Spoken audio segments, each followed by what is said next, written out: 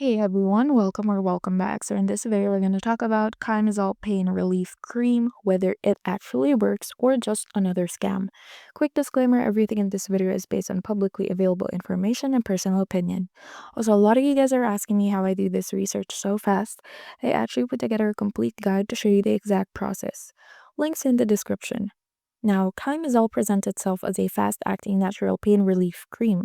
The website looks clean and professional, and it mentions ingredients like menthol and herbal extracts, nothing unusual for this kind of product. But here's the thing. There are no reviews on Trustpilot, Reddit, or even forums like Malware Tips, which is a bit odd for something being advertised so heavily. There's also little verified feedback from real users, which make it tough to know what they're actually getting or what you're actually getting. Now, for the final verdict, at this point, Kymezol doesn't seem like an outright scam, but without third-party reviews or real customer feedback, it's hard to trust the claims. If you're thinking about trying it, proceed with claim and caution and maybe wait until more reliable reviews are available.